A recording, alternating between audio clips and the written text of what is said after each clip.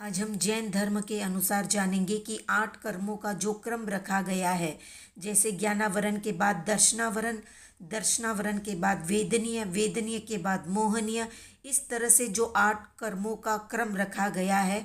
तो एक प्रश्न होता है कि पहले मोहनीय कर्म को क्यों नहीं रखा गया, यानी पहले स्थान पर मोहनीय कर्म क्यों नहीं आता, क्योंकि वो ही कर्मों का राजा है। मोहनीय के स्थान पर ज्ञानावरण को प्रथम स्थान क्यों दिया गया, इस तरह के क्रम के पीछे क्या आधार है, किस चिंतन को ध्यान में रखकर कर्म का ये क्रम रखा गया है, ये आज हम जानेंगे। इसके साथ ये भी जानेंगे कि कर्म बंधने के बाद 8 कर्मों में कैसे उनका विभाजन होता है, किस कर्म को सबसे ज़्यादा हिस्सा मिलता है और किस कर्म को सबसे कम। तो जिस प्रकार जनवरी के बाद फरवरी, फरवरी के बाद मार्च, मार्च के बाद अप्रैल इत्यादि प्रकार से 12 महीनों का क्रम विश्व के सभी खगोल शास्त्री मान्य करते हैं, क्योंकि उसके पीछे एक आधार है, एक लॉजिक है। इसी तरह से ज्ञानावरण के बाद दर्शनावरण, दर्शनावरण के बाद वेदनीय, वेदनीय के बाद मोहनीय, और इस तरह से आयुष्य, नाम, गोत्र और अंतराय, इन 8 कर्मों की प्रकृतियों के अनुसार एक एक क्रम रखा गया है। उसके पीछे भी एक आधारभूत हेतु है। तो जानते हैं 8 कर्मों के पीछे के आधार को।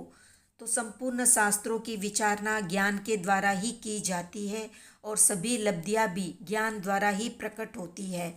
मोक्ष प्राप्ति के समय भी ज्ञान का ही उपयोग होता है, इसलिए ज्ञान गुण को आत्मा का प्रधान गुण माना गया है और इसको ढकने वाले ज्ञानावर्ण्य कर्म को प्रथम स्थान दिया गया है। ज्ञान उपयोग पूर्ण होने के पश्चात दर्शन का उपयोग होता है, इसलिए दर्शनावर्ण्य कर्म को दूसरा स्थान दिया गया है। ज्ञानावरण और दर्शनावरण दोनों कर्म अपना फल दिखाने के लिए सांसारिक सुख दुख को वेदन कराने के हेतु बनते हैं, इसलिए दर्शनावरण कर्म के बाद वेदनीय कर्म को तीसरा स्थान दिया गया है। सुख दुख राग द्वेष को जन्म देते हैं और राग द्वेष मोहनीय कर्म के अंग है, इसलिए मोहनीय कर्म को चौथा स्थान दिया गया है।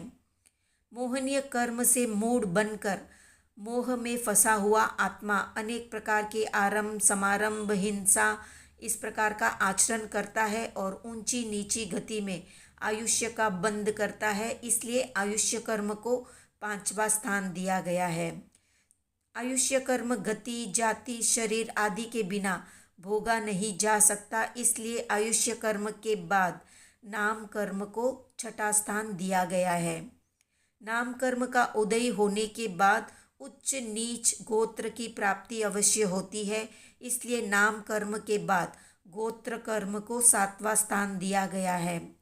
उच्च नीच गोत्र के उदय होने पर दान, लाभ, भोग, उपभोग और वीर्य आदि शक्तियाँ कम या ज़्यादा रूप से बाधित होती है, इसलिए गोत्र कर्म के बाद अंतराय कर्म को आठवां स्थान दिया गया है।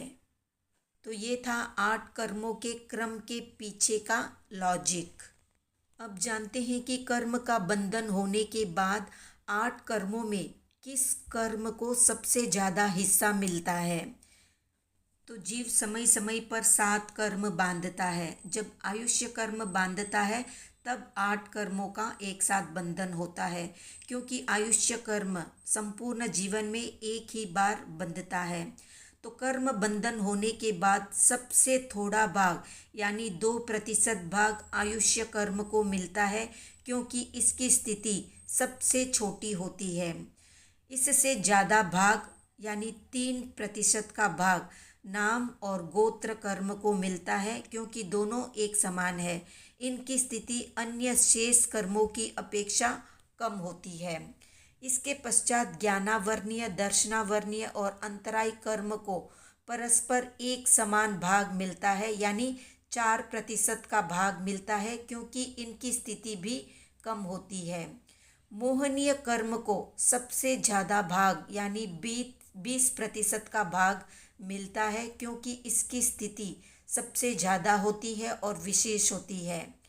वेदनीय कर्म को सबसे ज़्यादा भाग यानी 60% का भाग मिलता है, क्योंकि इसकी स्थिति थोड़ी होती है परंतु इसके पुद्गल बहुत ज़्यादा होते हैं, तभी ये अपना फल अनुभव करा सकता है। तो इस प्रकार कर्म बंध की पद्धति या विधि को जान लेने पर व्यक्ति को कषाय और योगों से दूर रहने की प्रेरणा मिलती है, ताकि ज़्यादा से ज़्यादा कर्म बंध से बचा जाए। तो ये थी संक्षिप्त जानकारी। आज का प्रश्न है 18 पापों में सबसे मूल पाप कौन सा है, कमेंट में बताएं। वीडियो पसंद आया तो लाइक शेयर सब्सक्राइब करें।